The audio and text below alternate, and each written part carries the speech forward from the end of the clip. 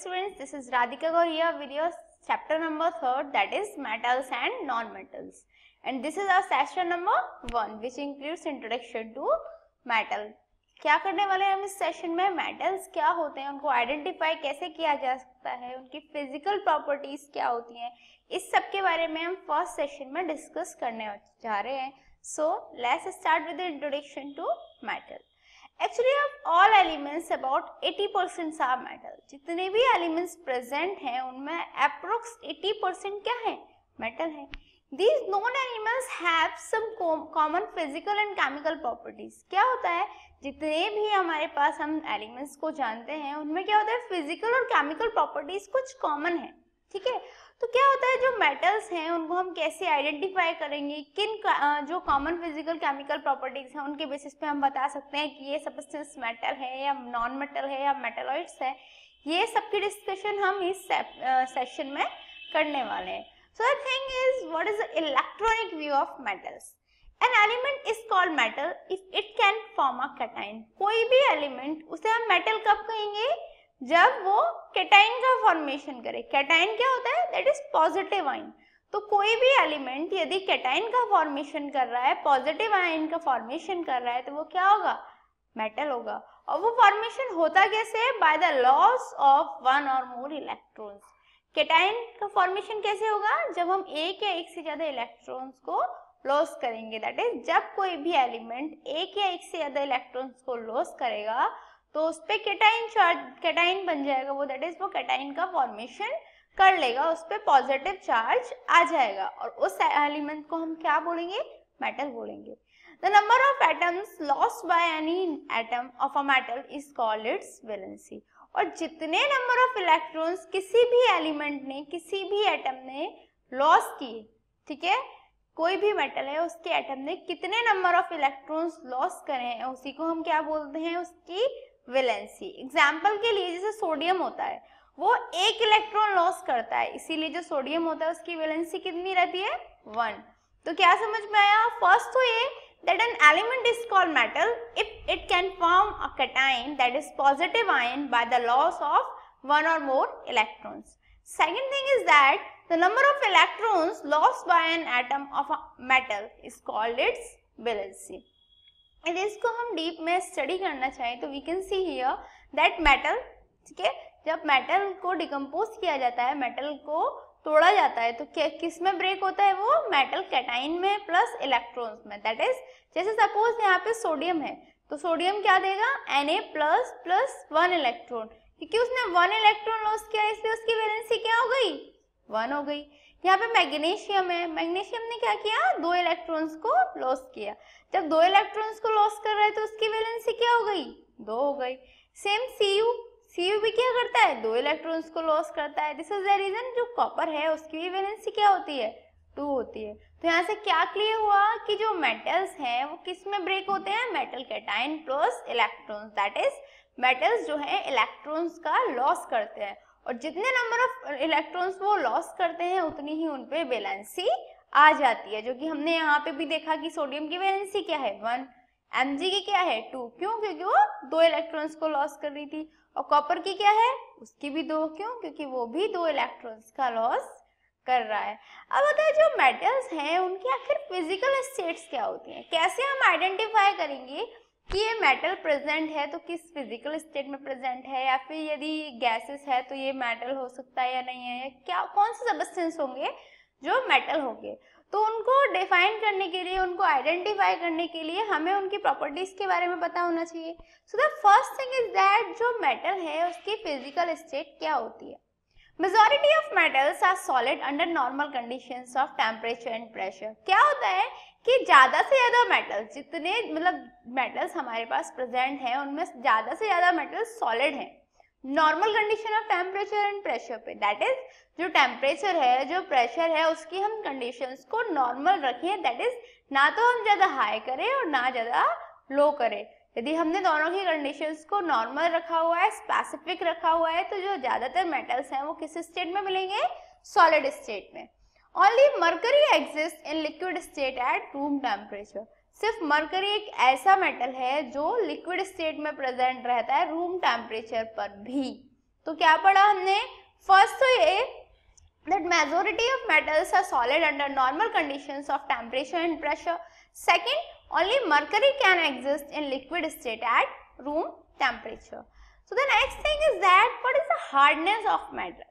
अब हमने जो मेटल है उसकी फिजिकल स्टेट के बारे में पढ़ लिया कि ज़्यादा से ज़्यादा जितने भी मेटल प्रेजेंट है हमारे पास वो सॉलिड स्टेट में रहते हैं, और दूसरी चीज़ हमने क्या पढ़ी थी कि सिर्फ मरकरी है जो लिक्विड स्टेट में रहता है। अब बात आती है जो मेटल है उसकी हार्डनेस कितनी होती है। Most of the metals such as iron, zinc, copper are hard. जितने भी मेटल्स होते हैं उनमें ज़्यादातर मेटल्स क्या होते हैं? हार्ड होते हैं।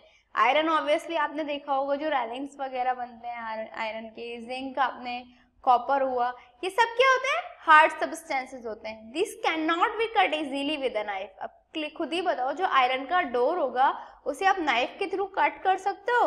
ऑब्वियसली नहीं कर सकते। तो क्या हुआ कि most of the metals are hard and they can not be cut easily with a knife, but metals such as sodium and potassium are soft. जो सोडियम है, जो पोटेशियम है, वो कैसे मेटल्स होते हैं? वो सॉफ्ट मेटल्स होते हैं। These can cut easily with a knife, और इन्हें हम नाइफ के थ्रू इजीली कट कर सकते हैं। तो क्या है स्टडी करा हमने यहाँ पे पढ़ा कि जो मोस्ट ऑफ द मेटल्स हैं वो तो हार्ड रहते हैं, बट कुछ एग्जांपल्स हैं जैसे हमारे सोडियम, पोटेशियम हुए, वो सॉफ्ट होते हैं, उन्हें हम नाइफ के थ्रू इजीली कट कर सकते हैं। अब ये तो बात हो गई हार्डनेस की। अब आता है लस्टर क्या होता है मेटल्स में। The shining property of metal is called metallic lustre. क्या होता है मेटेलिक लस्टर? जो शाइनिंग प्रॉपर्टी होती है, जो मेटल्स हैं उनको शाइन करने की उनकी जो प्रॉपर्टी होती है उसको हम बोलते हैं मेटेलिक लस्टर। तो जो मेटल्स हैं वो शाइन करते हैं। ऑब्वियसली आपने रेलिंग्स वगैरह देखे होंगे स्टील के, या सिल्वर गोल्ड देखे होंगे आपने। देखो गोल्ड क्या होता है? शाइनिंग येलो कलर का होता है। कॉपर कैसी होती है? ब्राउन कलर की होती है। एल्यूमिनियम कैसा होता है? सिल्वरी कलर का होता है, शाइन करता है। तो क्या हुआ, ये सारे जो मेटल्स हैं हमारे वो क्या करते हैं? शाइन करते हैं। Next thing is that what is the density of metals. जो मेटल्स हैं उनकी डेंसिटी क्या है? Metals have relatively high density. जो मेटल्स होते हैं उनकी जो डेंसिटी होती है वो रिलेटिवली हाई होती है। दैट इज नॉर्मल डेंसिटी नहीं रहती, उनकी जो डेंसिटी होती है वो हाई रहती है। Second thing is that densities of lithium, sodium and potassium are less than the density of water. जो लिथियम हुआ, सोडियम हुआ, पोटेशियम हुआ, उनकी जो डेंसिटी होगी वो वाटर की डेंसिटी से कम होती है। So these can float on the surface of water. वैसे तो जितने भी मेटल्स होते हैं उनकी डेंसिटी जो होती है हाई होती है, बट लिथियम हुआ, सोडियम हुआ, पोटेशियम हुआ, ये कुछ ऐसे मेटल्स हैं जिनकी डेंसिटी वाटर से कम होती है। दिस इज द रीजन कि वो वाटर के सरफेस पे फ्लोट कर पाते हैं, क्योंकि डेंसिटी क्या होता था?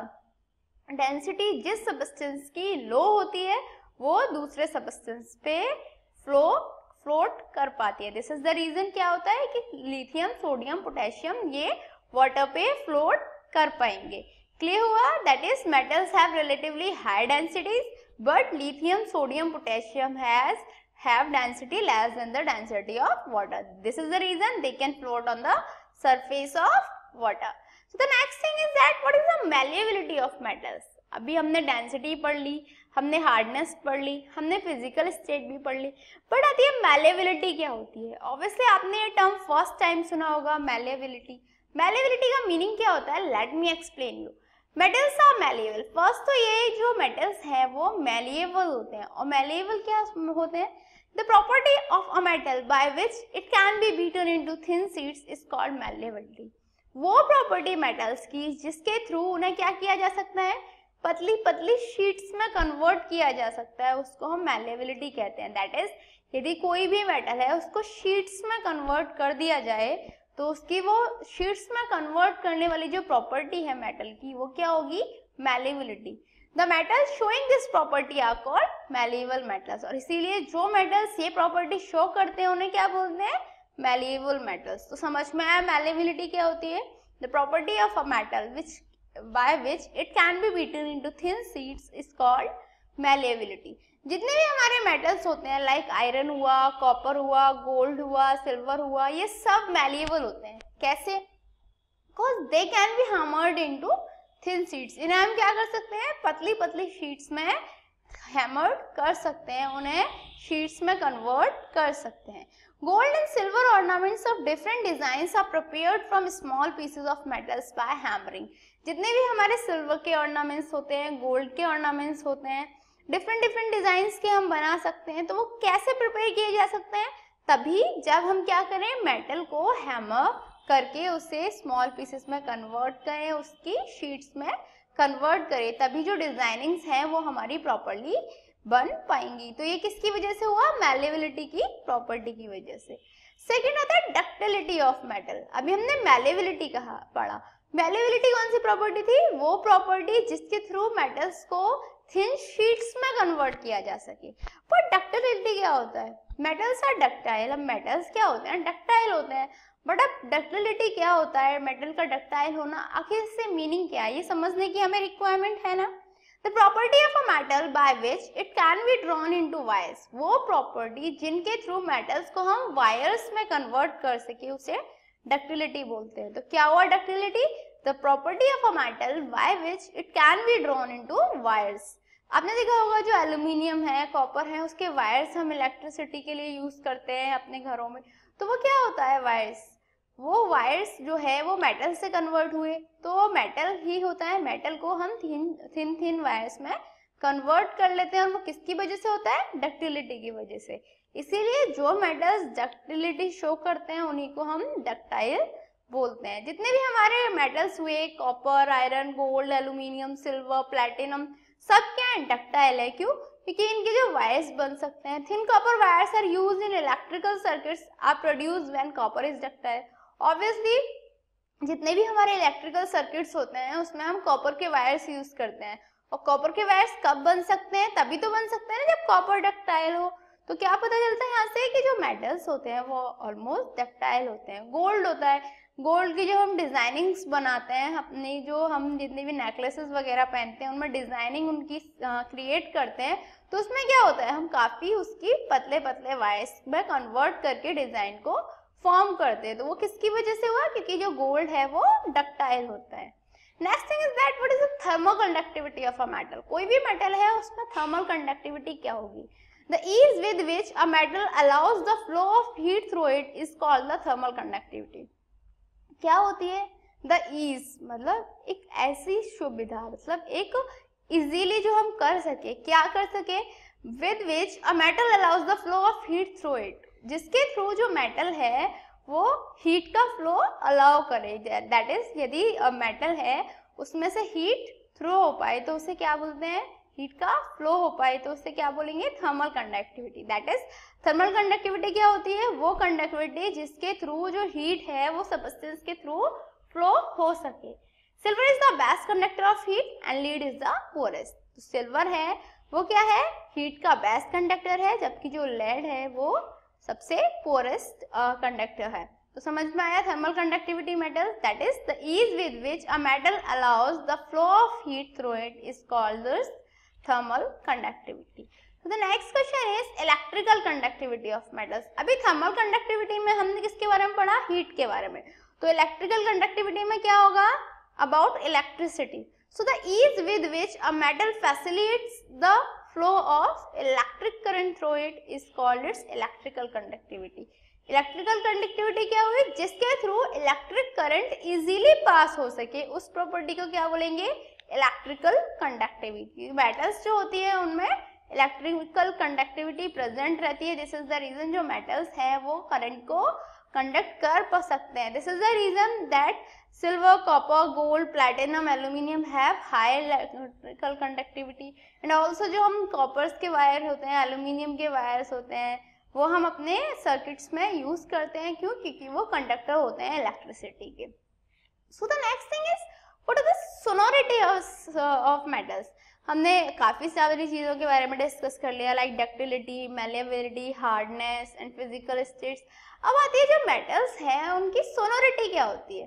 तो सोनोरिटी का मतलब होता है दैट इज वो जो सबस्टेंस हैं, मेटल्स हैं, वो म्यूजिकल साउंड प्रोड्यूस करते हैं। Some metals like copper, silver, gold give musical sounds. क्या होता है? ये musical sounds देते हैं when they are struck themselves by any other object. That is यदि हम किसी भी मेटल में किसी अदर मेटल से या किसी अदर ऑब्जेक्ट से हिट करेंगे, उससे स्ट्रक करेंगे, तो वो साउंड प्रोड्यूस करेगा। The property of metal is called sonority, और यही जो प्रॉपर्टी होती है उसी को हम क्या बोलते हैं, सोनोरिटी बोलते हैं। दैट इज मेटल्स जो होते हैं वो सोनोरस होते हैं। अभी आप किसी भी आयरन के ऑब्जेक्ट में एक अपनी पेन से, नॉर्मली जिस पेन को आप यूज करते हो, अपने पेन से उसको स्ट्रक करके देखोगे, हिट करके देखोगे, तो वो उससे साउंड प्रोड्यूस होगा। वही क्या होता है, प्रॉपर्टी होती है सोनोरिटी की, that is to produce sound. So the next thing is that what we learned, सबसे पहले हमने डेंसिटी, जो मेटल्स होते हैं वो डेंस होते हैं, ये वाली बात पढ़ी। सेकंड, सोनोरस होते हैं, वो साउंड प्रोड्यूस करते हैं। गुड कंडक्टर ऑफ इलेक्ट्रिसिटी होते हैं, मैलिएबल होते हैं, उनका जो मेल्टिंग पॉइंट रहता है वो हाई रहता है। मेटल्स जो होते हैं वो डक्टाइल्स होते हैं, वायर्स में कन्वर्ट हो सकते हैं। गुड कंडक्टर ऑफ हीट होते हैं और वो शाइनी होते हैं, वो शाइन प्रोड्यूस करते हैं। So it's a time for challenging question mark. The surface of some metals become dull when exposed to air for a long time. कुछ मेटल्स होते हैं जिनका सरफेस क्या होता है, डल हो जाता है। कब, जब उन्हें एयर में एक्सपोज होने के लिए रख दिया जाए थोड़ा टाइम तक। इसका रीजन क्या होता है? टाइम से start now. 1 2 3 4 5 times up. So have you answered this in your mind? Let's check out. It is because reactive metals react with oxygen of the air and form oxides on the surface of the metal.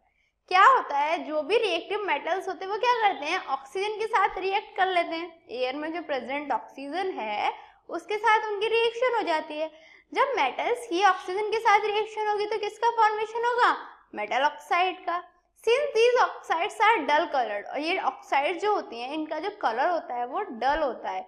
This is the reason जो metal है वो भी कैसा दिखता है, डल दिखता है। तो समझ में आया, किसकी वजह से, क्योंकि जो रिएक्टिव मेटल्स हैं वो क्या करते हैं, एयर में प्रेजेंट ऑक्सीजन के साथ रिएक्शन कर लेते हैं और उनकी वजह से ऑक्साइड्स का फॉर्मेशन हो जाता है। And these oxides are of dull coloured, this is the reason that metals also appear dull. So what we learn today, हमने पढ़ा जो मेटल्स हैं वो उन्हें हम कैसे आइडेंटिफाई कर सकते हैं, उनकी फिजिकल स्टेट्स क्या होती हैं, डक्टिलिटी, मेलेबिलिटी की प्रॉपर्टीज क्या होती हैं, सोनोरिटी क्या होती है। हमने ये भी पढ़ा कि जो मेटल्स हैं वो गुड कंडक्टर होते हैं हीट के और इलेक्ट्रिसिटी के। Next session we are gonna talk about much more about this chapter. Till then, good luck.